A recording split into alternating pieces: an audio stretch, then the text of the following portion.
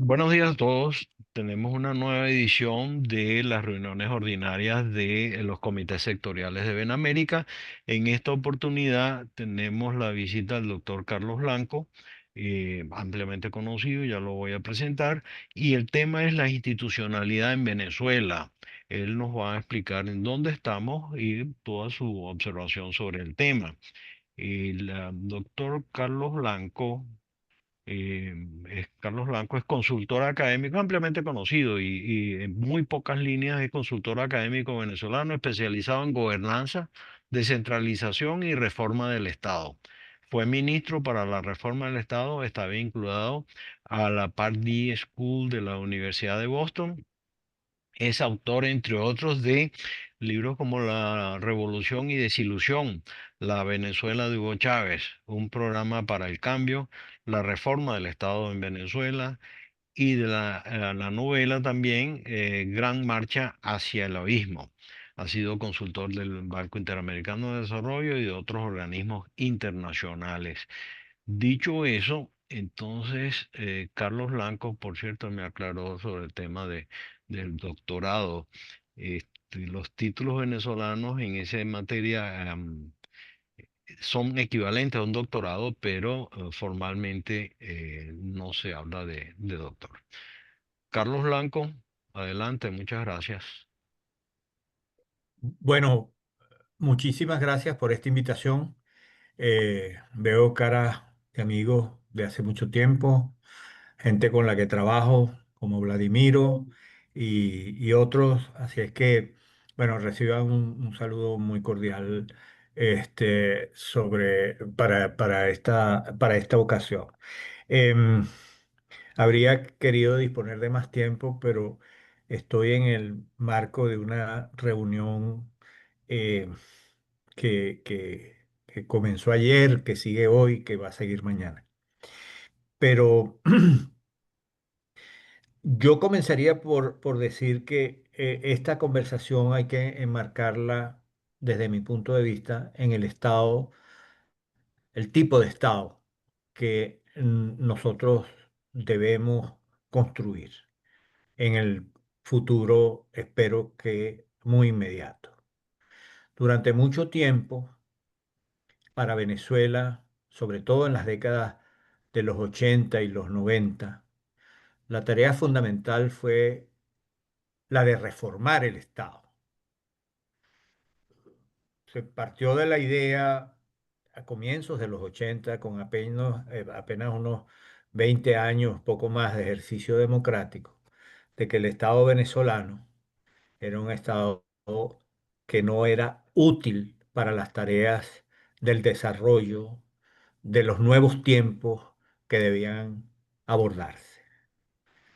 Allí se instaló, como ustedes saben, en el primer año del periodo del presidente Lucinchi, la Comisión Presidencial para la Reforma del Estado, presidida por Ramón Velázquez, integrada por 35 personas, venezolanos, y yo asumí entonces la secretaría ejecutiva de esa comisión.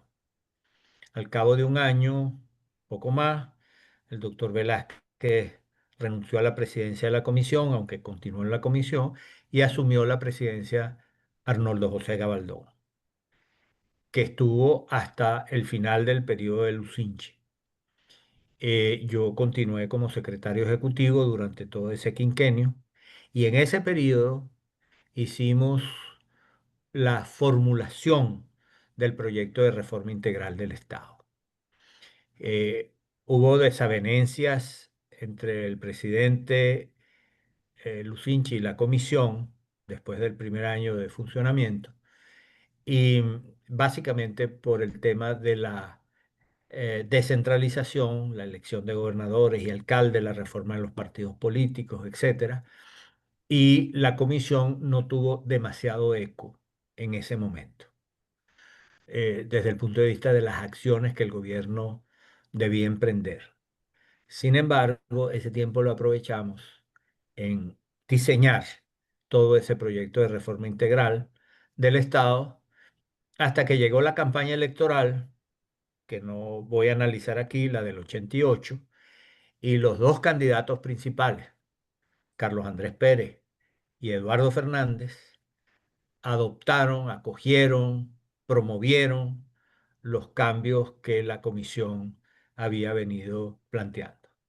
Y antes de las elecciones de diciembre del 88, en agosto de ese año, ocurrió un hecho magnífico que fue con el acuerdo de estos dos candidatos y de alguna manera presionando a sus propios partidos y a todo el sistema político venezolano, se adoptó en el Congreso, se aprobó la ley de elección y remoción de los gobernadores.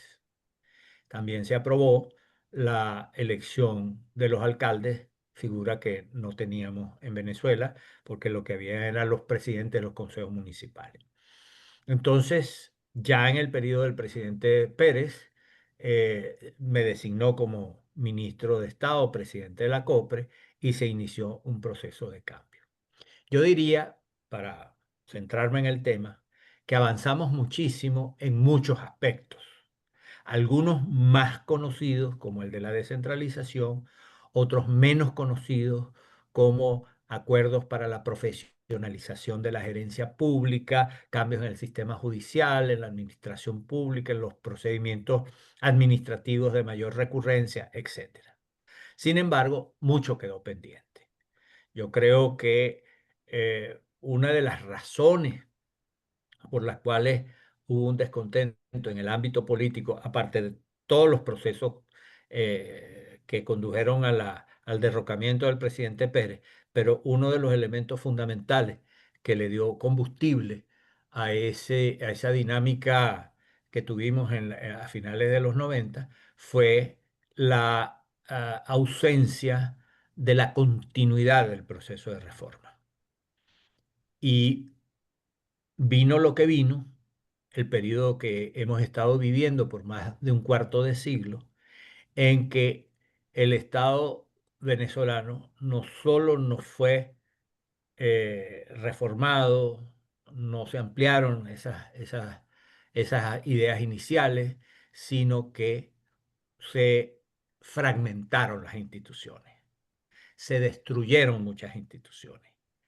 Y nosotros lo que estamos observando en estos tiempos es que las instituciones públicas fundamentales, el poder legislativo, es decir, la Asamblea Nacional, el propio poder ejecutivo, el poder judicial, los niveles subnacionales fueron corroídos, en muchos casos destruidos. O sea, ni la Asamblea Nacional legisla, ni fiscaliza, ni el Poder Judicial imparte justicia, y para todo efecto práctico, la administración pública no desarrolla políticas públicas.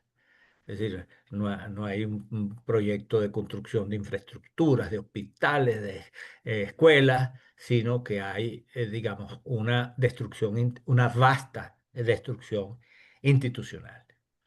Uno de los ejemplos más importantes de ese proceso es la destrucción de la institucionalidad de la Fuerza Armada Nacional, que perdió, digamos, el carácter piramidal que tenía, y donde los principios de obediencia, jerarquía, subordinación desaparecieron.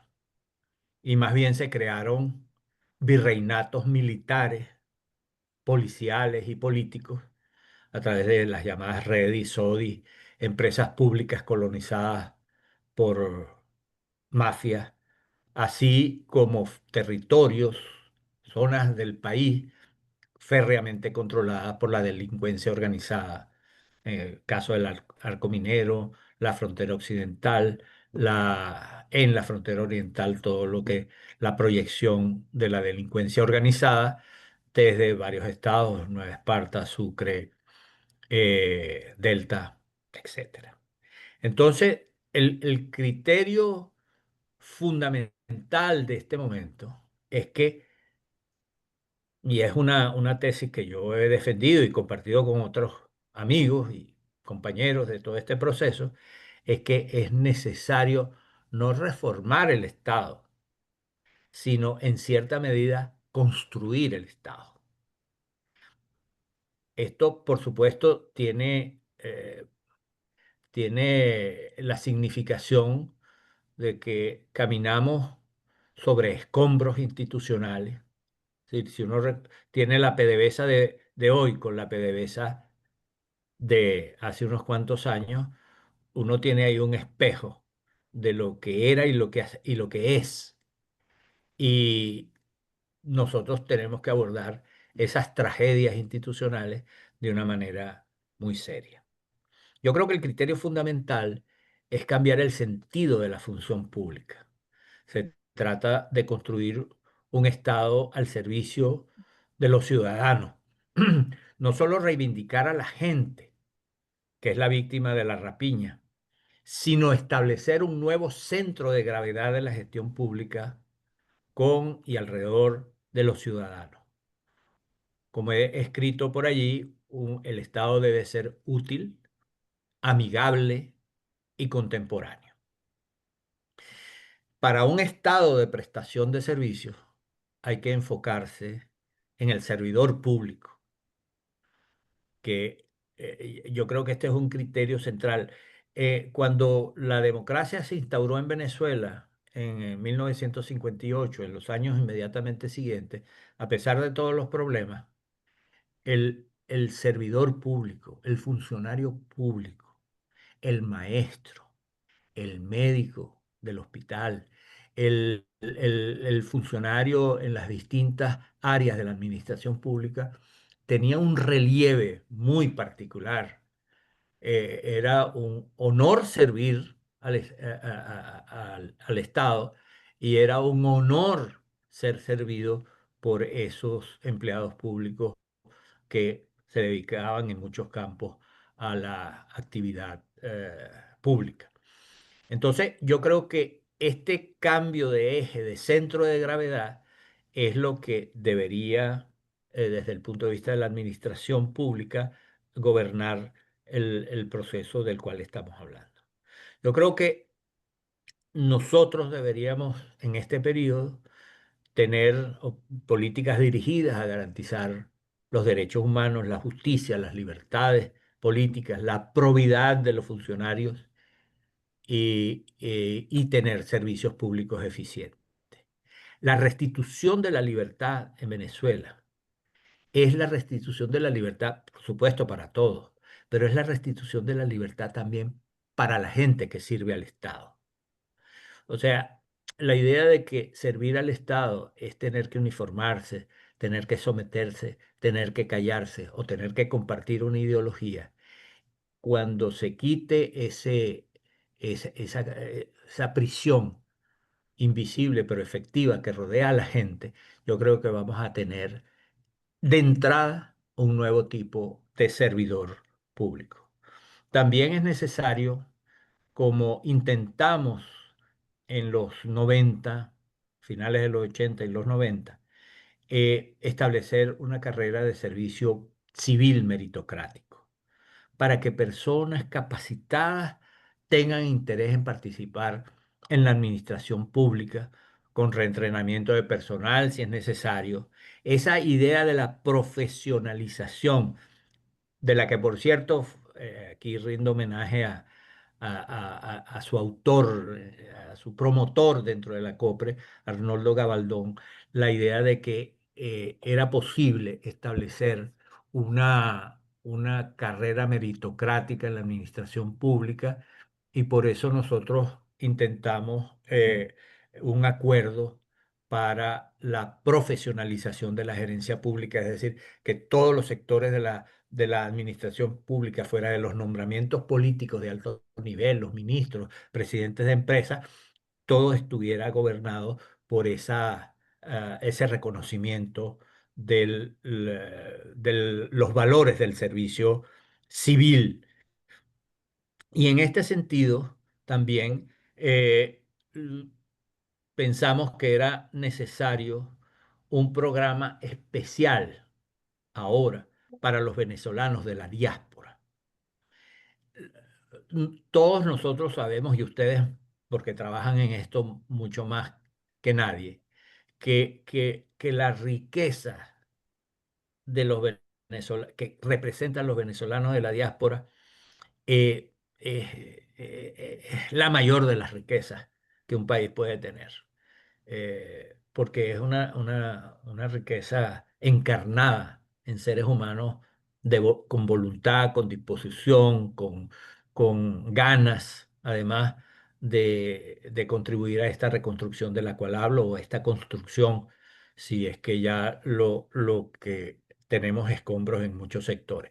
Entonces, la idea de que los venezolanos de la diáspora puedan contribuir desde el sector público a la reconstrucción del país es muy importante, pero es muy fácil decirlo, difícil hacerlo por los arraigos que hay, por los tiempos, etcétera. Entonces hay que procurar que existan opciones viables para esa contribución que puede ser desde luego, dentro de Venezuela, puede ser en los sitios en los que permanecen, puede ser en actividades promovidas desde los distintos países en los cuales los venezolanos de la diáspora están. Por otro lado, hay que constituir un poder ejecutivo robusto, eficiente, y esto requiere la yo creo, no solamente la concentración de las actividades en un número razonable de ministerios, porque como ustedes saben, la proliferación de ministerios está vinculada a dos fenómenos. Primero, uno, a darle importancia a determinados temas. O sea, los presidentes han tenido la tendencia, y más en este periodo, en este cuarto de siglo Chávez Maduro, a, a que se designan como ministros, ministros de Estado, o se crean ministerios, porque antes había que someter al Congreso la creación de ministerios. Ahora el presidente en Consejo de Ministros, de acuerdo a la Constitución, puede crear ministerios. Entonces, ha sido una forma de darle relieve a los temas que ellos han considerado que deben darle relieve. Pero también eso no empezó con este régimen, pero se ha profundizado. Hay presidentes que han considerado que, bueno, que hay personas que deben ocupar, tener rango de ministro, porque si no, no aceptan las posiciones. Ustedes saben ese tipo de situaciones que se han creado. Yo creo que nosotros debemos hacer un número de ministerios más acotados. En la COPRE pensamos en algún momento que debían ser 13 ministerios, pero esa es ya una historia vieja. A lo mejor ese criterio puede ser reformulado, pero la idea de un Estado, digamos, muy funcional, muy eficiente, con un presidente en Consejo de Ministros que pueda realmente utilizar ese instrumento que es el gabinete para gobernar, para el desarrollo de las políticas públicas. Hay una idea que hemos estado trabajando, que es la creación de una unidad de gestión, lo que se ha llamado la Delivery Unit. Esto fue un concepto desarrollado por Tony Blair en el Reino Unido, que es, en ese caso, en la oficina del primer ministro, pero es concentrar en la máxima, es colocar una oficina al lado de la máxima autoridad ejecutiva que tenga la posibilidad, sin demasiadas transformaciones burocráticas, de coordinar los programas principales que el presidente de la República tenga a bien asignarle. Es decir, es una unidad que podríamos llamar informal, pero donde hay una persona suficientemente relacionada con el presidente de la República para lograr coordinar ministerios, instituciones, organismos de distinta naturaleza para hacer avanzar un programa. Tomo un ejemplo, el programa del vaso de leche escolar. que lo consideramos fundamental para generar la asistencia de los niños a la escuela, para que las madres puedan tener más tiempo, etcétera. Entonces, ese es un programa que si empieza a pasar del Ministerio de Salud al Ministerio de Alimentación, a tal ministerio, se puede enredar en el tiempo. Entonces, la necesidad de hacerlo de una manera concentrada. Yo tuve la feliz oportunidad de trabajar como consultor del BID en Colombia, en la creación, en el gobierno del presidente Duque, en la creación y desarrollo de esta unidad de gestión de la Delivery Unit. Eh, Fue una experiencia muy buena con sus alzas y bajas, pero muy buena sobre este tipo de programa. Eh, Obviamente, el país necesita una nueva Asamblea Nacional, un poder legislativo nuevo para impulsar el nacimiento de la nueva institucionalidad que ha estado ausente por más de un cuarto de siglo. Eso requiere, no solamente por la Asamblea Nacional en sí misma como instrumento de debate, de discusión, de fiscalización, de legislación, sino porque de esa Asamblea depende la designación de una cantidad de funcionarios. El Consejo Nacional Electoral, el Tribunal Supremo de Justicia, el Poder Moral, etcétera. Entonces, eh, necesitamos en este sentido también un poder judicial que inicie su reforma inmediata para crear la carrera judicial que dignifique al juez, para asegurar la independencia de los jueces, para dotar al poder judicial de los recursos necesarios y para reingresar al sistema interamericano de justicia, que por cierto es lo que permitirá ser un paso para dar cumplimiento inmediato a todas las sentencias dictadas por ese sistema sobre casos relativos a Venezuela en estos casi 27 años de gobierno Chávez Maduro. Por cierto, el tema del poder judicial es un tema esencial para reconstruir la institucionalidad pública en todos los niveles. Jueces probos, justicia oportuna eh, y decente es una condición indispensable para la construcción democrática que va a venir. Otro tema que debemos abordar es el tema de la descentralización, mediante la realización de elecciones limpias y libres de los gobernadores, alcaldes, legisladores, etcétera, para que haya una legítima representación de los ciudadanos y para que ese nivel subnacional pueda atender los temas que les son propios de acuerdo a las atribuciones y competencias que tengan o se les asigne. Yo debo decir que la descentralización eh, que impulsamos en los 90 fue un hecho crucial para la vida republicana de Venezuela en toda su historia. Tuvimos unos éxitos formidables, entre otras cosas, una parte del nuevo liderazgo del país, que había emergido solamente a través de los canales de los partidos políticos, comenzó a emerger a través del proceso de descentralización.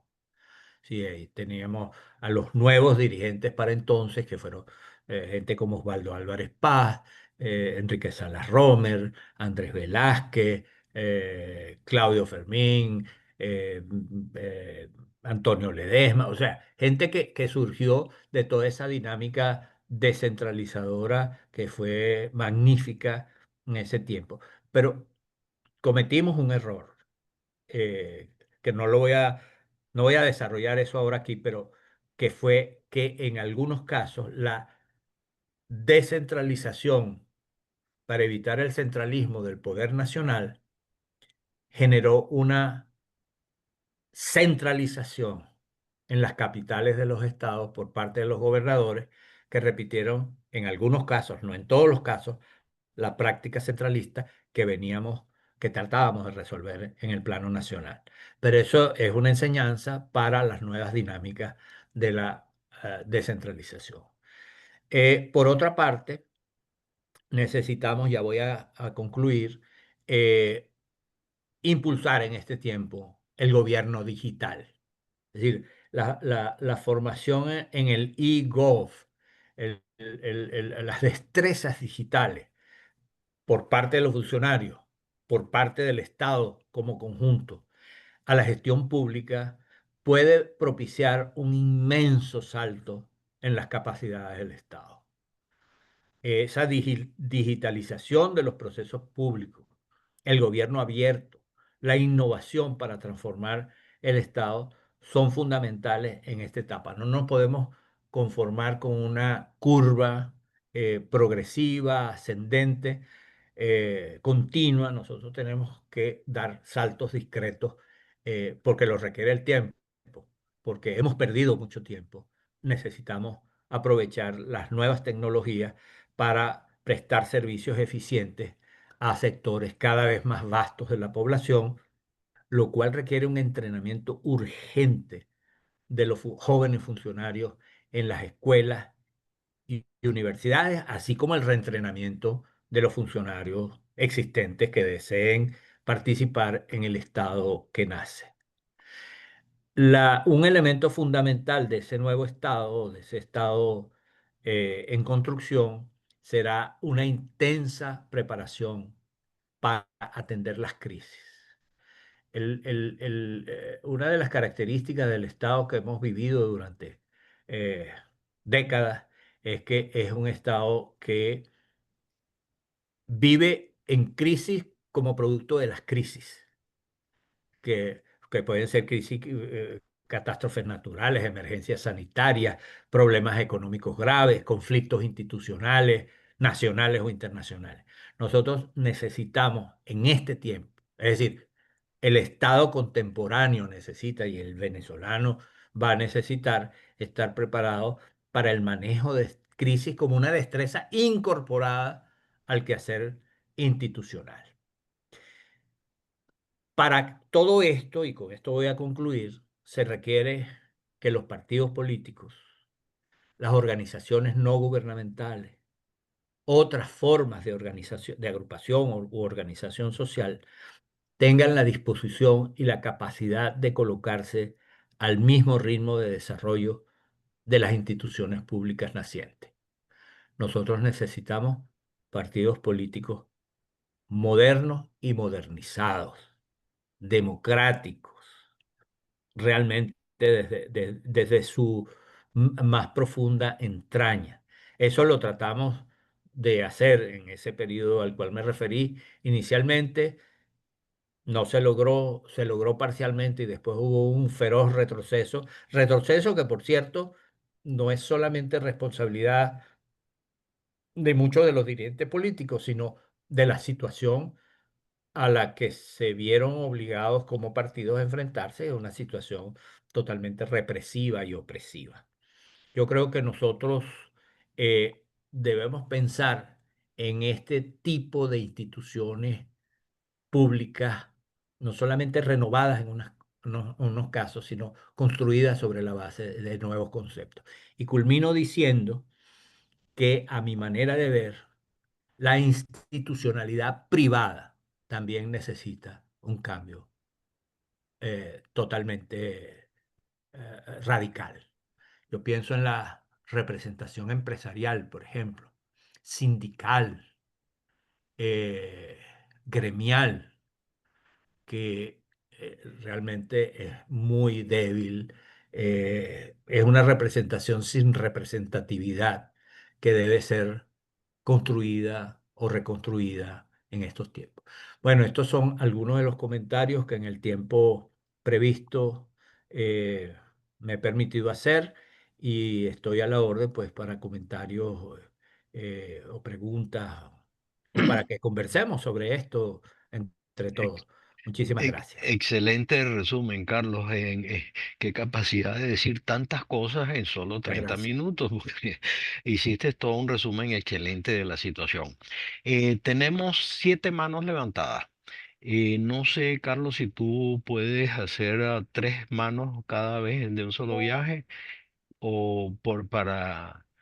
en aras del tiempo. Ya son 8 manos levantadas. Sí, sí, perdón un momentico que voy a buscar un bolígrafo aquí que tengo.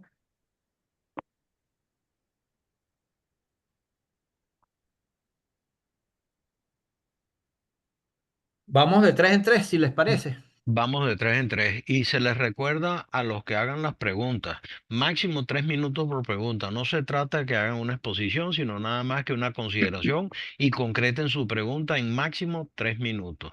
Tenemos entonces los tres primeros, si no me falla, porque las manos me quedaron en desorden, Jorge Sajía, George Cancoff y ¿quién era el otro? Edgar Jerónimo. No, Héctor Ramírez y después en el siguiente lote empieza Edgar Amado. Entonces, Sajía, Kamkov y Héctor Ramírez. Jorge Sajía, adelante. Muy buenos días. Llegué un poco tarde porque en la madrugada hubo una tormenta aquí en Houston que el patio me amaneció alborotado. Muchísimas gracias al tocayo Jorge Cancós por haberme invitado a este compromiso, porque he sido un lector de Carlos Blanco fiel, que por cierto, como que ha dejado de escribir porque tengo tiempo que no lo veo, pero mi oficina en Maracaibo estaba en el edificio Noel donde estaba Jorge Sánchez Melián, que era el representante de la COPRE en el Zulia, y con mi tocayo Jorge Sánchez Melián conversamos mucho de la reforma del Estado y de todas esas cosas. Bueno, ¿qué puedo decir? Yo lo conozco a usted más que lo que usted cree, aunque usted no sabe quién soy yo. De toda su exposición, de su excelente exposición, yo rescato lo que ha sido mi pasión toda la vida, el servidor público. En Venezuela se perdió el concepto de servidor público y quien es el cargo más insignificante, concejal, ¿qué tal? Es un predestinado que el pueblo le otorgó un derecho, un premio y no una obligación de ser nuestros servidores. Eso es lo que yo quiero comentar. Muchísimas gracias, Jorge Cancón, muchísimas gracias a los organizadores. Y para mí es un placer y un gustazo que me quería dar toda mi vida, escucharlo de viva voz, señor Carlos Blanco. Gracias, Jorge. George Cancoff. Ah, bueno, Carlos, mira, un gran saludo. Yo no sé si te recuerdas, pero yo participé en el gobierno del segundo gobierno del presidente Pérez Sí, en el claro. proceso de privatización de los puertos, que tuvimos mucho éxito, no así en la privatización del sector salud en el seguro social, porque lamentablemente cuando presentamos esa ley al Congreso Nacional, todavía teníamos senadores y diputados. Bueno, lamentablemente la gente se empeñó en enjuiciar al presidente Pérez y se olvidaron del país en ese momento. Entonces, mi pregunta concreta es que yo quería preguntarle cómo ve el nuevo gobierno la privatización, por una parte, y yo discutía con unos colegas amigos míos que hay que dar una prioridad, porque hoy en día cuando uno habla con algunos voceros del gobierno y de sectores privados y políticos, todo el mundo habla de privatización. Yo quería ver primero, cuál es su concepto basado en la experiencia que tuvimos con el presidente Pérez, que fue muy exitosa, por lo menos de mi parte, y si hay un orden de prioridad, porque yo sé que hay muchas cosas que hay que privatizar, pero que quería que usted de alguna manera nos dijera, pues, cuáles son esas prioridades, hacia dónde iríamos primero con el concepto de privatización. Muchas gracias y bueno, me gustó mucho el haber compartido esos años con usted, el resto del gabinete y con el presidente Pérez. Gracias, George. Vicealmirante Héctor Ramírez Pérez. Bueno, doctor, un placer saludarlo. Mi pregunta más que todo va porque es una gran inquietud. Yo veo que hay que hacer un nuevo país, como hay que reconstruir unas nuevas instituciones, un nuevo país. Hay que rehacerlo de nuevo. Pero ¿cómo vamos a hacer esa transición si usted me dice que primero hay que tener una asamblea y luego la asamblea tenemos que tener un poder judicial y después de la asamblea derivan los otros poderes, las otras instituciones importantes de control del Estado? Pero mi duda está cómo se va a gerenciar el país en esos primeros meses, primeros del momento del día de la toma de posición hasta que se nombre la asamblea para luego comenzar. ¿Cómo se va a gerenciar ese país en ese trayecto? Porque es importante esa gerencia porque es la que va a dictar las pautas para lo que viene adelante. Ahí se establecerá la seguridad, la paz, que la gente esté tranquila, que la gente esté confiada, que la gente sepa que va caminando a un ritmo seguro o a un paso seguro hacia un objetivo cierto. Entonces, es importante esa transición. Mi pregunta es, ¿cómo se va a llevar a cabo esa transición? Gracias, Bueno, Héctor.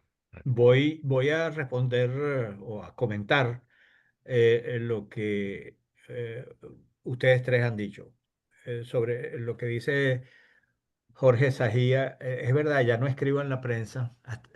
Yo escribí en la prensa desde que tenía 17 años, prácticamente todas las semanas. Y yo comencé a escribir en el Nacional porque un día me encontré con el doctor Velázquez en el aeropuerto de Maiquetía, el viejo. Doctor Velázquez, yo soy fulano de tal. Él conocía a mi familia y tal, paterna. Yo quisiera escribir en el Nacional. Me dijo, vaya mañana al periódico. Y fui allá y desde entonces comencé a escribir. Y después escribí toda mi vida, toda mi vida, semanalmente, a veces en varios periódicos o, o revistas. Sin embargo, en los tiempos recientes yo he estado trabajando políticamente de manera muy cercana con María Corina y me ha parecido que lo más prudente en estos tiempos es más bien dedicarme a esa actividad más que a escribir. Escribo de vez en cuando ciertos artículos, en ciertas publicaciones, pero no con la eh, periodicidad tan intensa que tenía hasta hace un par de años. Luego el recuerdo a Jorge Sánchez Melián me encanta. Fue uno de los grandes adalides de la descentralización en Venezuela, no solamente en Zulia.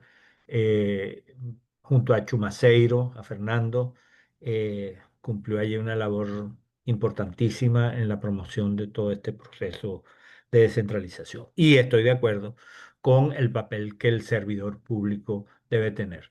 Yo creo que ese es un concepto que los venezolanos de hoy creo que no tienen. Eh, eh, el lugar del servidor público.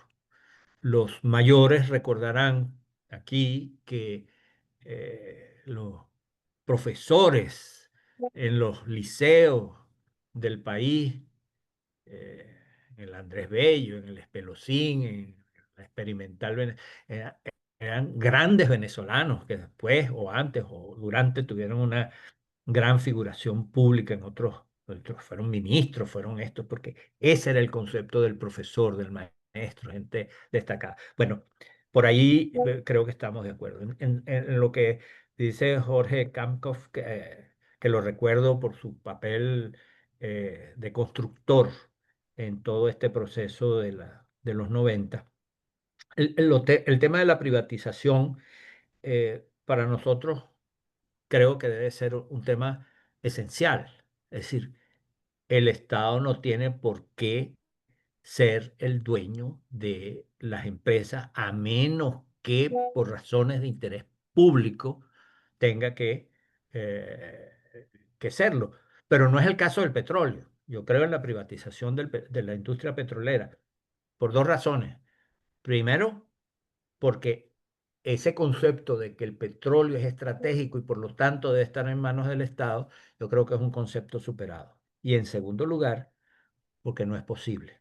No hay el dinero para recuperar a PDVSA y a la industria petrolera en general, que además PDVSA tiene centenas de empresas en este momento bajo su propiedad, cosa de la cual obviamente hay que salir mediante la privatización. Ahora, la privatización, como saben quienes está, y Kamkov es uno de ellos, quienes han estado vinculados a este proceso, tiene que ser un proceso transparente. La privatización no puede ser la privatización a la rusa para crear nuevas oligarquías. Tiene que ser un proceso transparente para que, digamos, todo el país se sienta reconocido, como ocurrió con CanTV, que yo creo que fue una cosa, una experiencia formidable. Hubo privatizaciones que no fueron exitosas, como la de Viasa y alguna otra, pero la de CanTV se convirtió en un emblema de cómo era posible hacer una privatización decente. Eh, por razones de estrategia, yo creo que la privatización va a ser uno de los buques insignia del nuevo proceso que viene. Pero hay otra dimensión de la privatización, que es la privatización de aquellas empresas que fueron arrebatadas a sus dueños y que pasaron a propiedad del Estado, o robadas, o confiscadas, o compradas a precios de gallina flaca, obligados los dueños a vender. Entonces, ahí tiene que haber un proceso también transparente para que esas empresas, que no pueden ser directamente devueltas, o sea, ya son propiedad del Estado, tienen que ir a procesos de licitación seguramente para ser privatizadas. En relación a lo que dice el vicealmirante Héctor Ramírez, quiero decir que seguramente no me expresé bien. Yo no estoy diciendo que primero hay que elegir la Asamblea Nacional y segundo a desentar el Poder Judicial porque eh, o sea, aquí hay que tomar medidas inmediatas. Es decir, en la transición hacia la democracia hay que tomar medidas de transición urgentes hacia la democracia. Y el gobierno tiene que gerenciar el país de manera inmediata. No puede esperar a que haya una elección de la Asamblea Nacional para tener tal y tal cosa.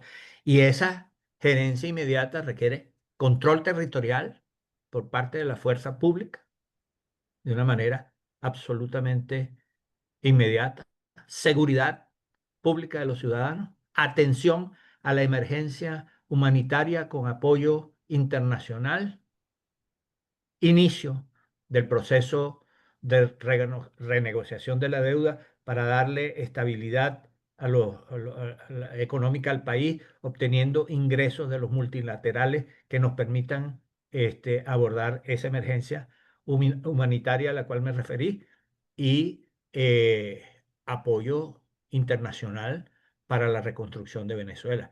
Eso, desde mi punto de vista, quiere decir una gran operación nacional e internacional para apoyar a Venezuela.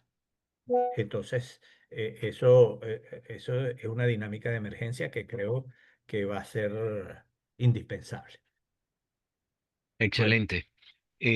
Tenemos entonces el segundo lote, Edgar Amado, que es el representante de nuestra juventud, también persona Gonzalo Revere y el profesor Jorge Baral de la Universidad Simón Bolívar. Adelante, Edgar. Muchísimas gracias, un honor estar aquí, Carlos. Mi pregunta es, en los primeros 100 días del gobierno de El Mundo y María Corina, ¿qué crees que ellos deben hacer para poder recuperar la democracia en Venezuela? Muchísimas gracias y éxitos. Gracias, Edgar. Y mi pregunta va un poco sobre la gran cantidad de detalles que dijiste, Carlos. Y, por ejemplo, lo de los 13 ministerios y la gran creación de ministerios, cómo controlar eso. Y a lo que voy entonces en mi pregunta es a la Constitución. El gobierno actual, indudablemente, o el gobierno que tenga que iniciar, indudablemente va a tener que gobernar con la Constitución actual y las leyes actuales.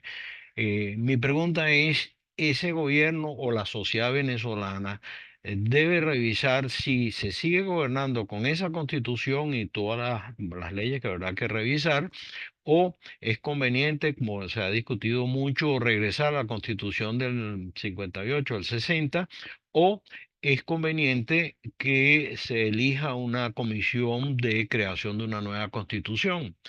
Entonces, esa es mi pregunta sobre la constitución y lo bueno, lo malo y lo feo de ella. Jorge Varal, profesor Jorge Varal. Micrófono, Jorge. Bueno, estupendo, es una oportunidad inmensa que se presenta. Yo trabajo con Arnoldo José Gabaldón en la academia. Él es el presidente de la Comisión de Planificación y Reestructuración del Estado. Yo estoy en el área de ciencia y tecnología. Intercambiamos muchas ideas sobre este tema y tenemos preguntas concretas sobre este proceso de reestructuración. En particular, hay una pregunta muy concreta sobre el Congreso o la Asamblea. ¿Por qué? ¿Qué ventajas hay entre el sistema unicameral y el bicameral? ¿Sería conveniente volver al sistema bicameral y de la misma manera o con unas variantes? Esa sería la primera pregunta. La otra pregunta tiene que ver con la descentralización. La descentralización, creo que antes las parroquias tenían una gran importancia. Cuando se hizo, cuando se implementó el problema de lo que usted mencionó, de las gobernaciones y las alcaldías, las parroquias quedaron fuera.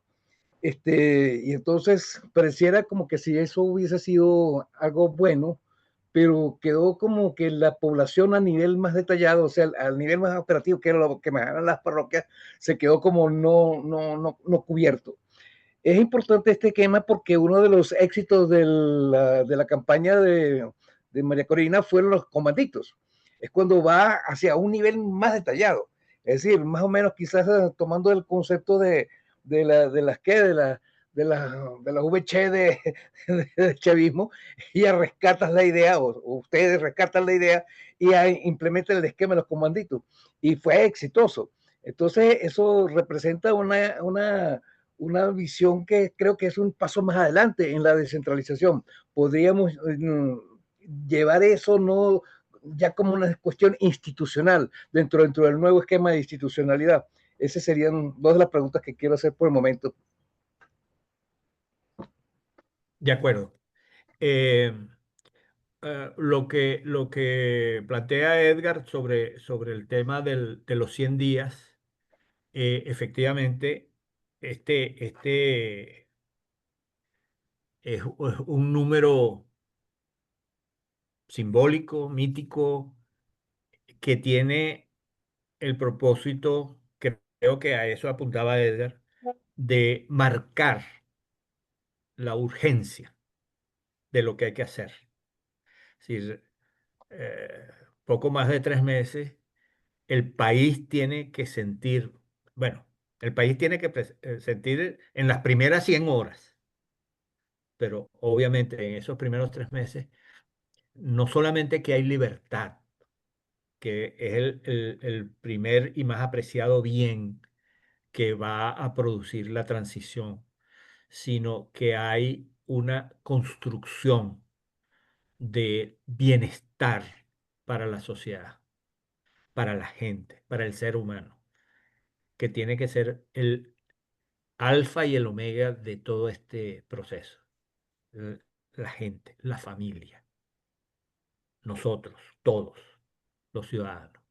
Entonces, ese es un desafío, porque al mismo tiempo que habrá un inmenso apoyo para todo esto, el tema de los recursos es una limitante, el tema del grado de destrucción es una limitante, entre otras cosas, porque el nivel de información es muy bajo.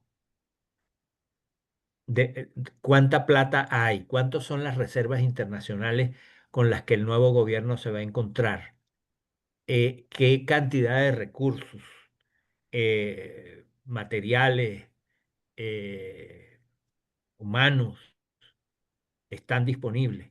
Uno puede suponer, eh, y es razonable hacerlo. Además, tenemos información sobre eso, que la mayoría de los empleados públicos se comportará de acuerdo al patrón electoral que vimos, una inmensa mayoría apoyando el cambio y haciéndolo bienvenido.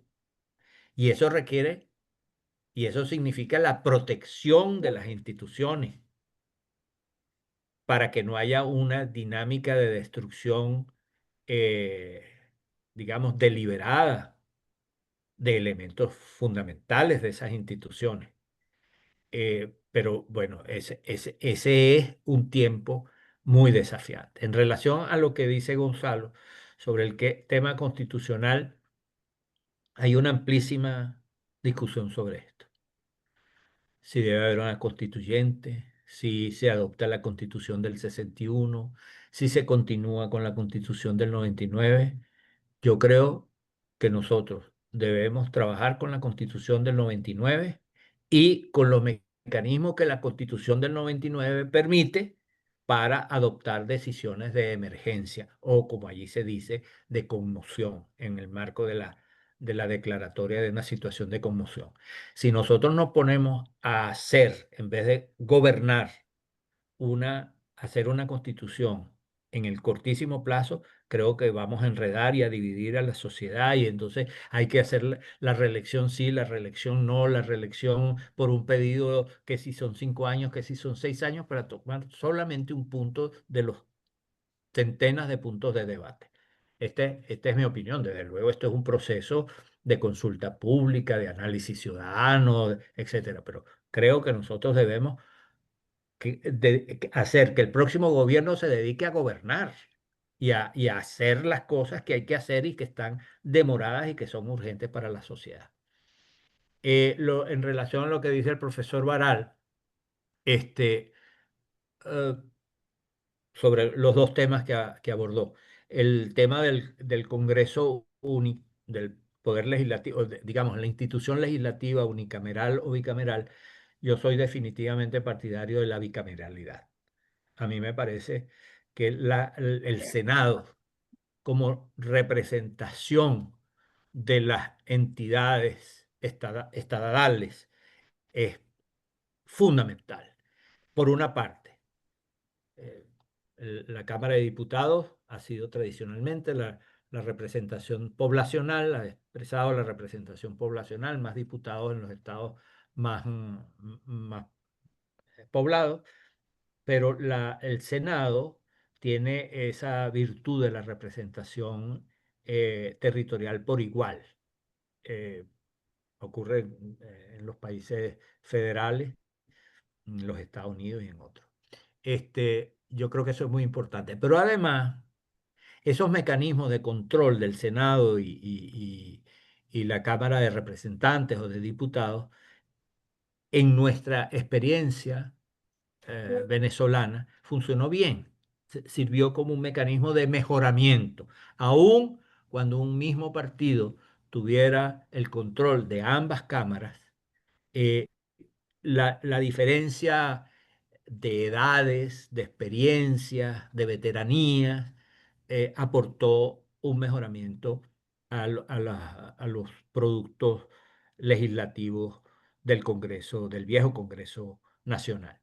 Y en materia de descentralización, yo estoy de acuerdo con el tema, con el fondo del tema que plantea Jorge Baral, que yo veo la descentralización no como un estado al cual se llega, es decir, se pasan unas competencias nacionales a los estados, se pasan unas competencias estadales o nacionales a los municipios, que por cierto, los municipios tienen tradicionalmente más competencias que los estados mismos, eh, sino que yo veo ese proceso como un continuo de coordinación entre el poder nacional, el poder estatal, el poder municipal, el poder parroquial y la organización ciudadana. O sea, a mí me parece que concebirlos no como estancos, sino como un proceso de flujo es lo que nos faltó en la primera época de la descentralización y lo que deberíamos tener en la nueva. Y la palabra clave de esto es coordinación. Coordinación entre los distintos niveles del poder público. Esa sería mi respuesta. Excelente. Tenemos 4 manos levantadas y voy a hacer una proposición ya para agarrar la bajadita. Están Eduardo Betancourt, el comisario Vicente Márquez, José Vicente Márquez, Daimiro Mujica, que tiene varios títulos de doctor, profesor y presidente de Benamérica, y Luis Velázquez, que levantó la mano.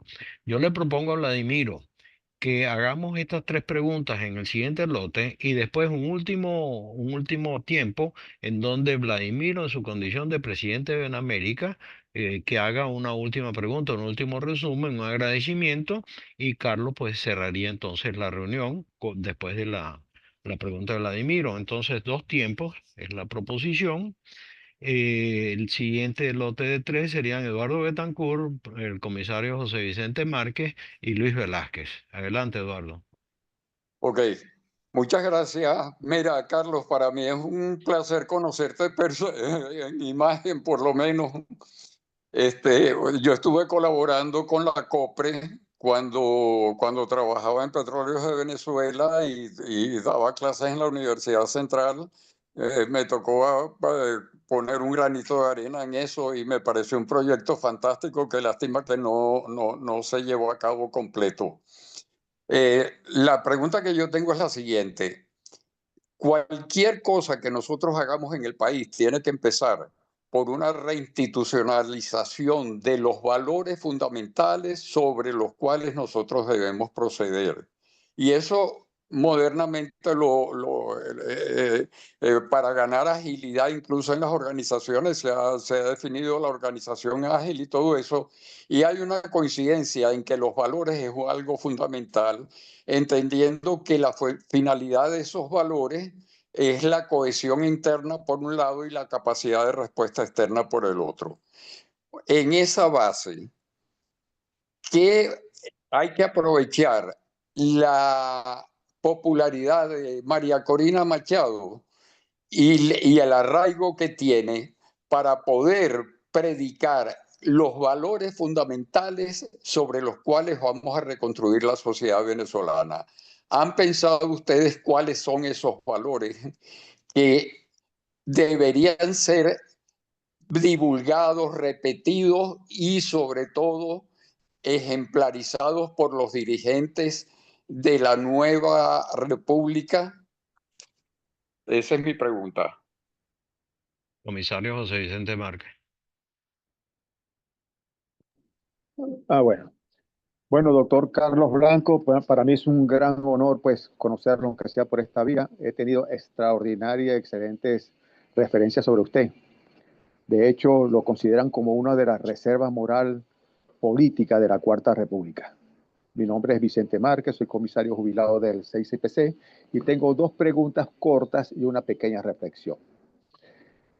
Una de las preguntas es con la descentralización del Estado que en los años de la Cuarta República que se logró pues mediante el voto popular, las elecciones de los alcaldes y gobernadores, nosotros nos convertimos, somos actualmente un Estado federal. Esa es una de las preguntas.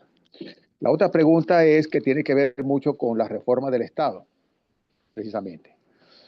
¿Qué se piensa hacer con los consejos comunales? Sabemos que la organización de las comunidades es un tema indispensable, importante y necesario para la sociedad, pero también conocemos que esta organización, que fue creada por el régimen, es una forma de control de la sociedad, de la población, de las personas más necesitadas, y que lo que hace es digregar, dividir a la población. Pues tiene una forma de control de qué se empieza a hacer con esos consejos comunales urgente, porque ese es un parásito que está dejando allí pues el régimen para poder desestabilizar lo que es el nuevo gobierno. Y la reflexión tiene mucho que ver con lo que habló nuestro amigo Jorge, el primer expositor, la primera persona que hizo la pregunta, sobre el servidor público. A nosotros desde el inicio cuando yo voy a referirme pues al cuerpo de la institución donde yo pertenezco, que es el 6CPC, nos enseñaron al momento de ingresar el control formal social del delito, o sea, cómo combatir el delito, cómo combatir el delincuente. Pero nunca, en ningún momento, se nos capacitó, se nos indujo de cómo tratar a la población que requería nuestro servicio. ¿Qué debe reincorporarse? ¿Usted considera que debe reincorporarse esta temática a todos los servidores públicos? Porque ¿Cuál temática? creo Que no que le debemos escuché. rescatar ¿Cuál temática? la temática de los servidores públicos. Nosotros como servidores públicos, de incorporar la temática como de inducción de cómo el servidor público debe actuar frente a las personas que requieren de su servicio. ¿Por qué? Porque voy a hacerme una referencia corta.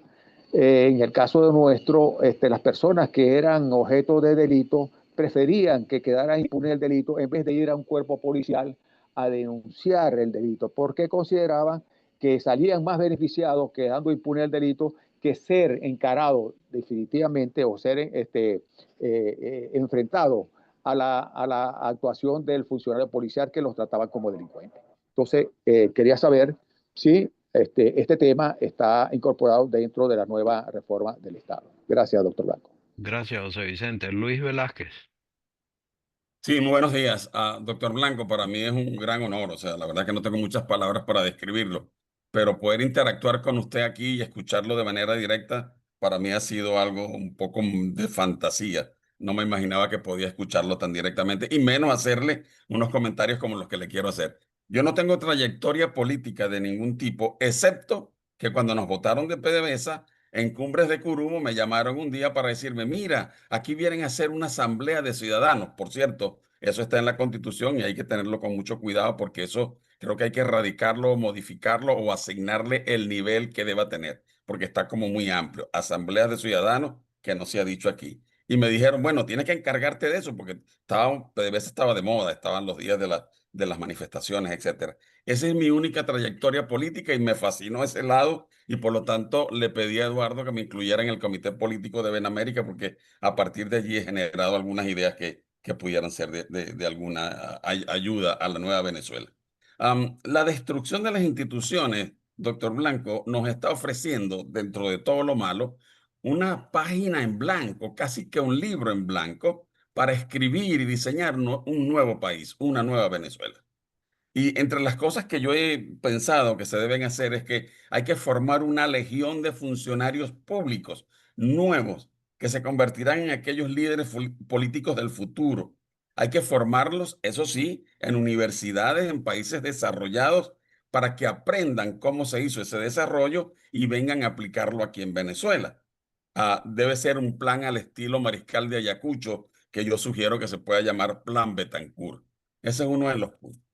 El otro punto es, le he compartido a la doctora Levy algunas ideas sobre proyectos que de alguna manera generan muchas fuentes de empleo bien remunerados y que hace falta a la brevedad para que se creen esos puestos y comience de alguna manera a generar la gente pues dinero en sus bolsillos para poder comprar todo lo que se necesita, no lo que el gobierno les exige con esa humillante caja CLAP. ¿Dónde puedo yo enviarle esas ideas que he venido escribiendo? Tengo como unas 7 que pudieran usarlas. Por favor, si me dice algún correo o alguna manera de hacérselas llegar. Un tercer punto es, ¿cómo ve usted que aquellos ex PDVSA que estamos en la diáspora podamos regresar al país como empresarios si conseguimos el financiamiento adecuado para de alguna manera explotar esos campos pequeños que las empresas grandes pues ni siquiera van a mirar?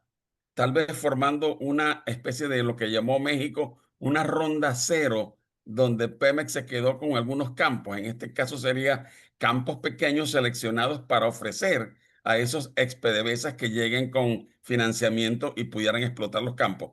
Gente que conoce los campos y que la reactivación va a ser muy rápida porque conocen esos que llamamos mangos bajitos y la producción puede incrementar muy rápidamente. Otra idea que tengo es que le quiero ofrecer una tecnología gerencial, como yo la llamo, que aplicamos en PDVSA. en el último presupuesto que se hizo en el 2002. Allí aplicamos la teoría de portafolio, aquella de Markowitz que usted debe saber, con la frontera eficiente. Tengo unos amigos que han tomado esa metodología y le han compaginado con aquello de análisis, toma de decisión, análisis y toma de decisiones con multicriterios. Esto pudiera ayudar a que el dinero que le llegue al Estado, ¿dónde se va a distribuir? Esa es una de las preguntas que se hicieron temprano aquí.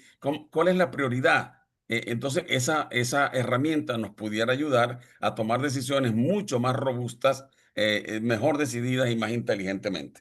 Eso es una de las últimas cosas que yo quería decir. Y lo último es esa nueva democracia que va a imperar en el país. ¿No piensa usted que debiera parecerse a aquella que definió Lee Kuan Yew en Singapur, donde dijo que la democracia que él quería no era tan occidental, tal vez queriendo decir no con tantas libertades como la que la democracia de hoy tiene? Bueno, eso era, doctor Blanco, y la verdad que es un honor haber interactuado con usted. Muchas gracias por sus Gracias, Bueno, Luis. respuestas por adelantado. muchas gracias. Aunque las preguntas y comentarios de Luis Velázquez me llevan a otra conferencia que no puedo dar hoy. Pero rápidamente, creo que dentro de los planteamientos que ustedes me han hecho aquí hoy, ahora, los últimos tres, hay un tema de valores. Y yo creo que realmente esta es la clave de nuestra historia por venir. Y curiosamente me quiero referir muy brevemente a la campaña de María Corina. La campaña en las primarias y luego la campaña de apoyo a Edmundo para que se convirtiera en presidente de la República. Que fue una campaña que podríamos decir que se inició en términos muy gruesos como una campaña política y que después se convirtió en una campaña progresivamente en el contacto de María Corina con la gente, en una campaña sobre los valores fundamentales del país.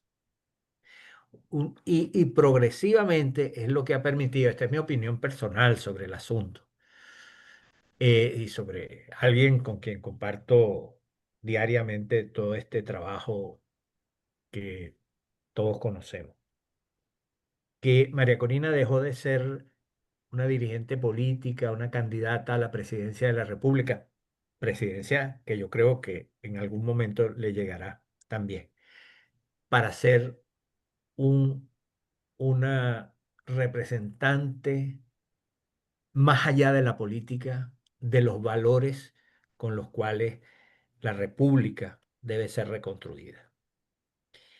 Este Premio Nobel de la Paz, que me parece un inmenso honor para todos nosotros y desde luego para ella, yo creo, y sometido a muchas controversias por razones políticas que conocemos, es un elemento de reconocimiento de eso que significa que a una guerrera se le reconoce por su esfuerzo por la paz y por la libertad.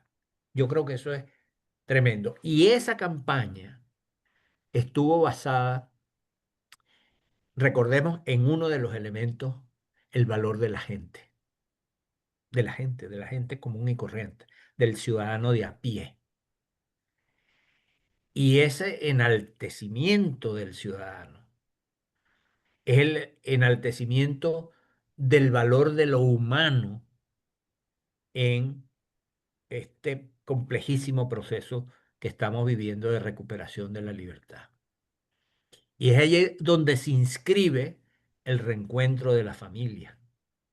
No solamente de la familia dividida entre el afuera y el adentro, por razones que conocemos, sino la familia dividida o separada dentro del propio territorio nacional, o de la familia fragmentada por la disputa política o ideológica, ese valor del reencuentro, el valor del de los niños, lo que significan los niños, no solamente como elementos centrales de la familia, sino como promesa de futuro. Entonces, yo creo que todo este, déjeme, todo este tema de los valores está en el centro de lo que nosotros podemos hacer hacia adelante. Nosotros estamos caminando yo suelo utilizar este ejemplo que a mí me parece muy revelador, que es que yo siempre me imagino que lo que está pasando o lo que va a pasar muy pronto, espero, es que como al terminar la Segunda Guerra Mundial, eh, digamos, pueblos enteros caminando sobre los escombros de ciudades destruidas, de territorios destruidos, tomados, etcétera, pero con la sonrisa de quien va a construir, de quien va a hacer. Entonces yo creo que eso está allí presente. Sobre el tema que plantea Vicente Márquez, comisario, que yo le doy mucho valor a los comisarios de los distintos cuerpos policiales porque tenemos la convicción de que la mayoría de los retirados e incluso de los activos están por el cambio a favor de la democracia y de la libertad. Y en su momento lo veremos. Sobre el tema de los consejos comunales, estos consejos comunales, estas comunas, son un instrumento de control social. Es decir, estos son unas herramientas para aprisionar más a la gente, para chantajearlos, extorsionarlos, someterlos. Son cárceles construidas en los vecindarios, en los barrios, donde el jefe o la jefe de calle te controla a los ciudadanos que están allí y los acusa, los somete, ya no tanto, ya todo eso está desmantelado, en el sentido de que ya la gente, esos mismos que presionaban y extorsionaban, tan obstinados como aquellos a quienes controlan. De tal manera que yo creo que esa estructura comunal, que es absolutamente anticonstitucional y es un instrumento de control político de Miraflores hacia abajo, tiene que desaparecer. Hay que organizar las parroquias, hay que organizar a la gente, hay que instruir a los ciudadanos para que se organicen, pero no para ser controlados, sino para que controlen más bien. Por último, eh, bueno, esto se refiere a algo que también planteó Luis Velázquez sobre la asamblea y un concepto que dijo que me parece bien interesante, que es que la destrucción tan terrible como es en cierto sentido una página en blanco. Es decir, nos permite hacer cosas, en algunos casos, casi, nunca es así, pero casi desde cero, con nuevos criterios, nuevos valores, eh, eh, que yo creo que son fundamentales. El, sobre el papel de la diáspora estoy totalmente de acuerdo, ya lo mencioné, y me parece que el valor que aportan los eh, eh, gerentes y trabajadores de PDVSA y sobre todo los que han estado en los campos. Este es un criterio que hemos conversado mucho con un gran amigo mío y supongo que de varios de ustedes, que es Humberto Calderón, que sostiene que la gente que sabe sobre qué es lo que hay que hacer en los campos, en cada uno de los sitios, está allí. Lo que tenemos que hacer es conectar ese conocimiento, esa experiencia, con procesos que les permitan insertarse como empresarios, como funcionarios, es decir, la vida nos proveerá los distintos caminos para que ese aporte pueda ser efectivo. Em, bueno, me voy a parar allí porque hay muchas cosas que podría comentar, pero yo estoy sobregirado en el tiempo y quiero escuchar a Vladimiro y retirarme pronto. Gracias. Excelente, Carlos, y realmente te agradecemos porque ya estamos sobregirados de tiempo y estamos abusando de tu No, confianza. no, está bien, está bien. Muy amable. Vladimiro, ya tú sabes el mensaje, no te vayas en cadena. El mensaje de No, la presidencia de Benamérica y alguna pregunta, tú tenías la mano levantada. ok. No, bueno, sí, por supuesto, sin ninguna intención de encadenarme. Hola, Carlos, un placer encontrarte por acá. Ya Carlos lo mencionó, él y yo estamos metidos en varias cosas, el Consejo Internacional de Asesoría María Corina y del Mundo. Después yo estoy en una de las comisiones de tecnología con Carlos Navarro, y en varias otras cosas pues, que tienen que ver con la diáspora y los contactos con el grupo con María Corina y el mundo literalmente y directamente. Hay dos cosas que yo quería tocar. La primera, que tu asistencia el día de hoy, yo no sé si alguien lo expresó directamente, probablemente Gonzalo, pero calma una aspiración muy importante de este grupo. Estos comités sectoriales de Benamérica son espacios donde se discuten temas en los cuales, por supuesto, son de interés para nosotros, pero fundamentalmente apuntan a tratar de organizar el esfuerzo comunicacional y de trabajo de la diáspora. Entonces, en ese sentido, son comités de trabajo que pretenden en algún momento estar articulados con las decisiones que se tomen en relación a Venezuela. Ese es un poco el... Entonces, aquí en varias oportunidades había surgido pues la inquietud de que hasta qué punto podíamos tener contacto con los grupos más cercanos a María Corina y el mundo. Y entonces la presencia tuya hoy aquí es muy importante. Eso, entonces, por supuesto, desde el lado de la presidencia de Benamérica, entonces nosotros te estamos especialmente agradecidos. Estos comités sectoriales trabajan en conjunto y tienen el mandato de la Junta Directiva y de la Asamblea de Benamérica, así que, digamos, hay un buen entrelazamiento. Respecto a mi pregunta o comentario, a mí me gustaría, yo en cierta manera sé cuál es la respuesta que vas a dar, pero ese no es el punto. El punto es que yo quisiera que tú la dieras en este espacio. Una que tiene que ver con el papel, cómo manejamos desde el punto de vista de la narrativa el contacto con el nuevo gobierno de los Estados Unidos, bueno, que ya no es tan nuevo, es decir, hasta qué punto el discurso entre los salvadores, nuestro titán salvador o nuestro aliado en la recuperación de la democracia o algo en el medio, y que por supuesto tiene que ver con la división política dentro de los Estados Unidos también, hasta cómo podemos manejar el lenguaje de una manera que sea consistente, porque no es simplemente esperar a que ocurra algo, porque ninguno de nosotros ha dicho eso. Sin embargo, en muchos círculos se maneja esto como ustedes están esperando a que el gobierno de los Estados Unidos haga algo. Número uno. Número dos, el tema del cambio de régimen, que ha sido muy importante en la narrativa.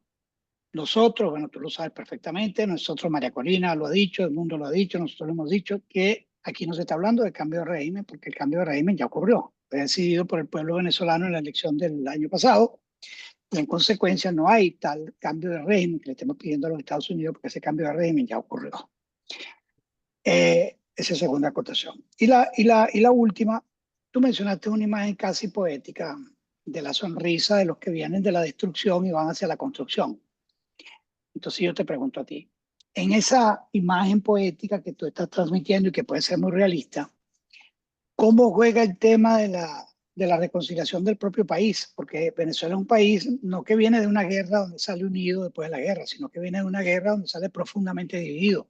Y tú eres de quienes más han insistido en que necesitamos un lenguaje de incorporación con todo el tema del chavismo disidente, etcétera, que convoque a la población a lo que viene y que lo haga de una manera que sea efectiva. Bueno, no me voy a extender más, ya yo sé que con lo que te he dicho, para ti va a ser suficiente Sí, para decirnos varias cosas. Entonces, nuevamente te lo agradezco que estés aquí, del lado de Benamérica y del mío propio. Estamos muy agradecidos contigo. Adelante, muchas Carlos. gracias, Vladimiro, muchas gracias a todos ustedes. Unas breves palabras, bueno, es un tema complejo el que plantea Vladimiro, pero eh, eh, mi expresión rápida sobre esto es lo siguiente. Nosotros hemos estado siendo invadidos por un cuarto de siglo, a petición del régimen de Chávez y luego de Maduro, por cubanos, rusos, iraníes, grupos ilegales como la FARC, el ELN, Hezbollah y bandas criminales que van desde las del Coqui hasta todas las demás que conocemos, Tren de Aragua, etc. Entonces, esta ha sido desde el comienzo una guerra internacional librada del otro lado solo por los venezolanos y con apoyo diplomático internacional. Comunicados de la OEA, de los gobiernos, amigos, el periodo ese del reconocimiento a Guaidó, también fue una gestión, una acción diplomática, pero en el combate cuerpo a cuerpo, frente a la represión, frente al abuso, frente a la intimidación permanente, los venezolanos hemos estado solos en esta pelea. Y hemos dicho, necesitamos apoyo internacional. Se lo planteamos a todos los gobiernos democráticos del mundo. Se lo planteamos al gobierno de los Estados Unidos, inicialmente Obama, luego Trump, luego Biden y luego Trump 2. Y por primera vez tenemos un aliado que está poniendo una acción militar para enfrentar al régimen. Esto no nos hace solidarios de todas las políticas de Trump. Yo personalmente difiero de varias de ellas, pero creo que nosotros tenemos que tener claridad en que una guerra internacional que se libre en el territorio venezolano tiene que tener para los venezolanos el apoyo de los gobiernos democráticos del mundo y el apoyo de nuestro principal aliado, que es Estados Unidos.